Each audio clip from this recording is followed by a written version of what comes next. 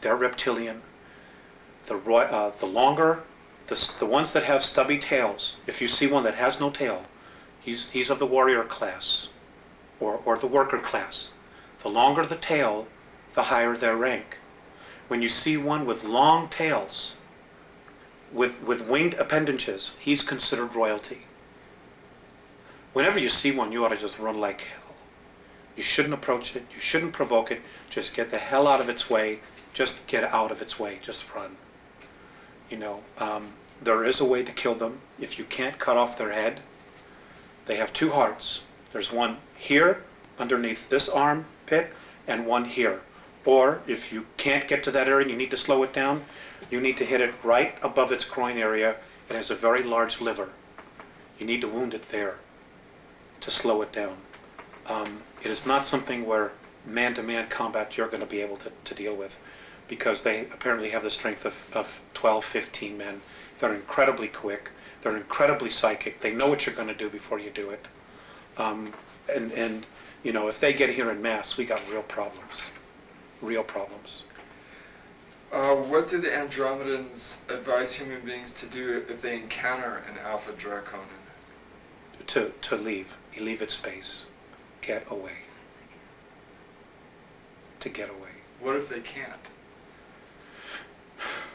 Then they can't. And if they can't? They'll usually be killed.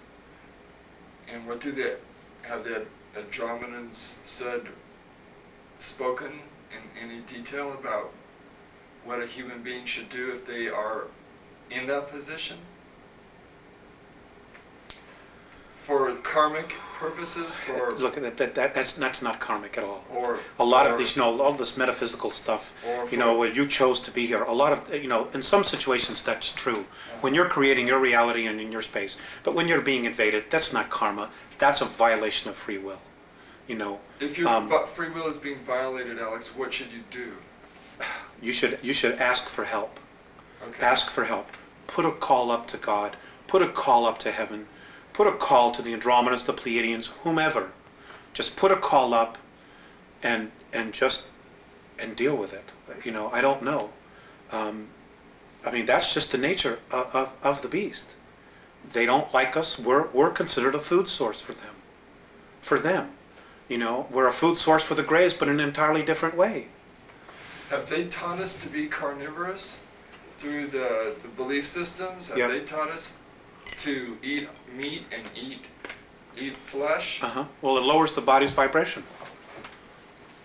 It lowers the body's vibration. So, if our body vibrated at a higher length, we would spiritually be evolving regardless of what our religions were teaching us. And they can't have that. They can't have us being free.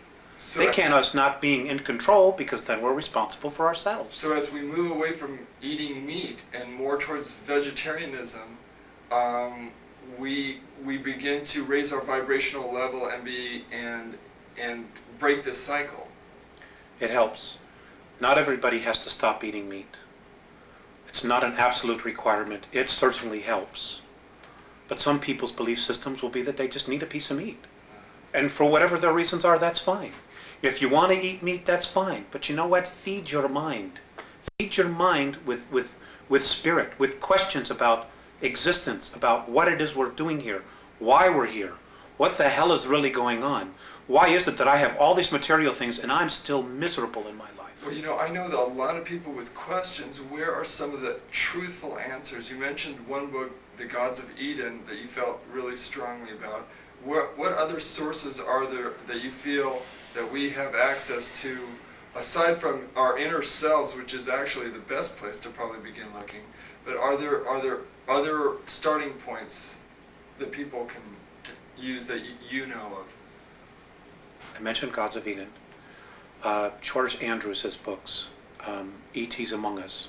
There's a lot of information in there that not only deals with the E.T.s, but also the world political government, which right now is very dangerous for humanity, because it's part of the Grey Plan. It's part of their regressive alien plan to keep us in jail. Okay, do not pass go, but keep us in jail. Oh God, suddenly I draw a blank.